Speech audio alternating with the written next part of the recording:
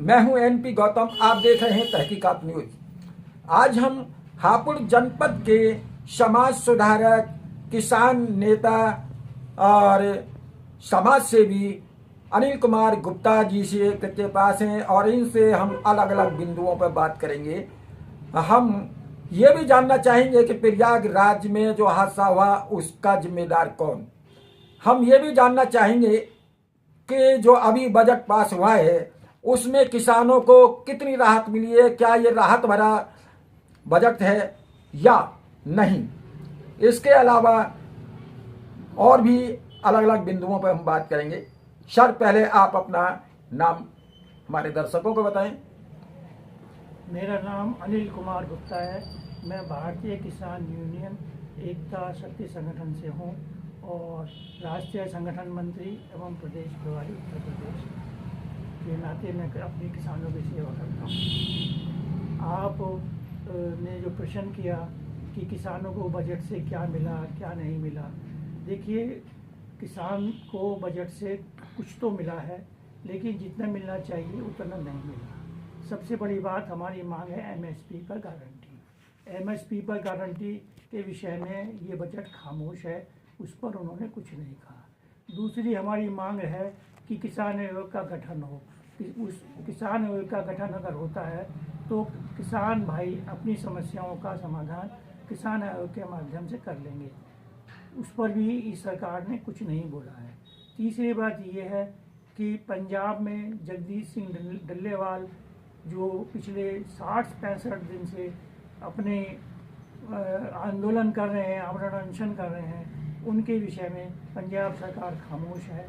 उनके लिए उनके बीमार भी रहते हैं, डायलिसिस भी उनकी होती है और बहुत सारे, जब 60 साल से आदमी अनशन पर है तो उसकी क्या हालत होगी ये सभी लोग जानते हैं।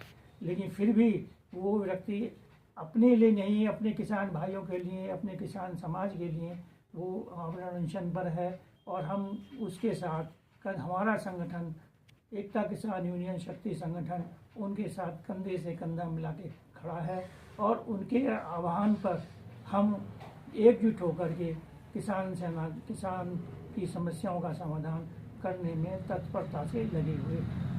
मेरा ये भी मानना है कि अगर हमारे बुजुर्ग लोग हैं जो आंदोलन कर रहे हैं, उन जो आंदोलन में वहाँ 100 से 150 लोगों के बीच में आमरण अनशन कर रहे हैं, उन लोगों की कोई सुन नहीं रहा।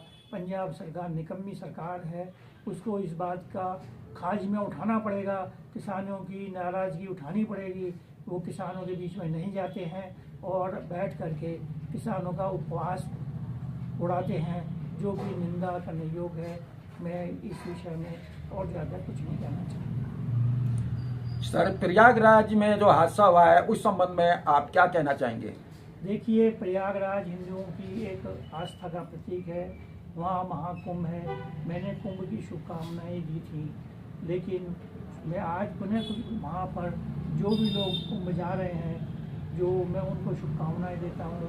पति पत्नी साथ नहाते हैं तो प्रेम बढ़ता है और जो लोग कुंभ नहाते हैं उनको बहुत सी प्रकार की सुख शांति मिलती है। उनके जो पाप होते हैं, जो जाने अनजाने हो जाते हैं, वो कम हो जाते हैं, धुल जाते हैं। लेकिन वहाँ बड़ी संख्या में जो लोग जा रहे हैं और वहाँ जो व्यवस्था है वो कुछ इस तरह की व्यवस्था है कि अभी कुछ दिन पूर्व दुर्घटनाएं हुई, काफ़ी लोगों की मौतें हुई और इन सब का जिम्मेदार कौन? इन सब का जिम्मेदार कौन? इस प्रश्न में उत्तर बहुत ही गूढ़ है।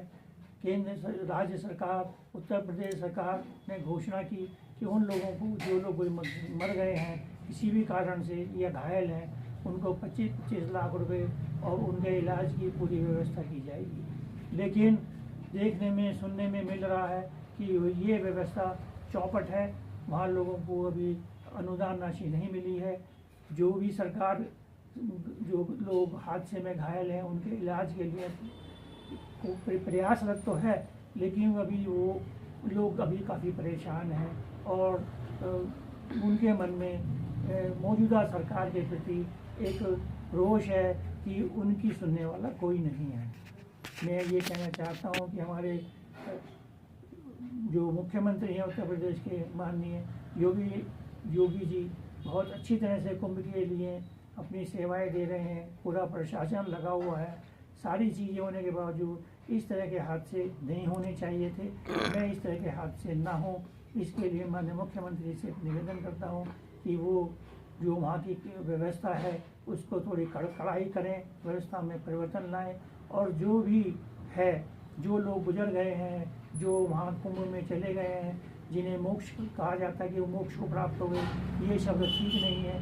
मैं उनके प्रति गहरी संवेदना प्रकट करता हूँ, और उनके जो परिवार घायल हैं अथवा जो गुजर गए हैं, मैं उनके दुख में शामिल होना चाहता हूँ, और मैं उनके दुख में सुख में हर प्रकार से शामिल रहना चाहता हूँ। मेरा मुख्यमंत्री जी से एक निवेदन ये है कि आप अधिक से अधिक संख्या में जो धनराशि देनी है, जो राशि अगर आप कुछ और बढ़ा सकते हैं तो बढ़ा करके उन लोगों को दीजिए। उन लोगों को राहत राशि तत्काल उपलब्ध कराइए। उनकी जो रहने सहने की व्यवस्था है उसे अच्छा बनाइए। प्रशासन को इस काम में लगाइए। आपका जो है प्रयास है वो सफल होना चाहिए। यही मैं ईश्वर से प्रार्थना करता हूँ कि कुंभ में सब लोग शांतिपूर्वक सुखीपूर्वक स्नान करें और अपने अपने घर को सकुशल वापस आएँ। धन्यवाद। सर, आज बसंत पंचमी है और एक हफ्ते बाद संत रविदास के जयंती भी है, तो इन दोनों मौक़ों पर आप जनता को क्या संदेश देना चाहेंगे? देखिए, बसंत पंचमी का जो पर्व होता है, ऐसी मान्यता होती है कि बसंत पंचमी में जो दिन होता है उस दिन जैसा भी गर्मी या सर्दी या जैसा होता है वो पूरे माह चलता है। बसंत पंचमी में जो कुंभ का तीसरा पर्व है, स्थान नहाने का जो पर्व है, वो बहुत ही अच्छा है। जहाँ तक रविदास जयंती की बात है, रविदास जयंती लोगों को मनानी चाहिए। रविदास जयंती जो छूत छात और भेदभाव के नफरत को मिटाने का काम करते हैं। रविदास जी ने छुआछात और भेदभाव को मिटाने का कार्य किया था। आज वाल्मीकि समाज बहुत अपने आप को गौरवान्वित समझता है। समाज के अन्य लोग भी अपने को गौरवान्वित समझते हैं कि हम जो है रविदास जी के अनुयायी हैं, और उनके लिए उत्साहपूर्वक उनके आयोजन करते हैं, उनके जो है लंगर लगाते हैं, और बहुत सारे जो जिसका जैसा मन पड़ता है सब लोग मिलकर इस पर्व को मनाते हैं। मैं रविदास जयंती की भी हार्दिक शुभकामनाएं देता हूं, और निवेदन करता हूं सब लोग उनके बताए मार्ग पर चलें। उन्होंने जो मार्ग बताया है उस मार्ग पर चलकर देश का विकास करें, संगठित रहें, और हर प्रकार से हिंदू समाज सशक्त हो, मजबूत हो। और ये हिंदू राष्ट्र है, हिंदू राष्ट्र हमेशा था, है और रहेगा। मैं हिंदू राष्ट्र के सभी अपने भाइयों और बहनों को हार्दिक शुभकामनाएं देता हूँ।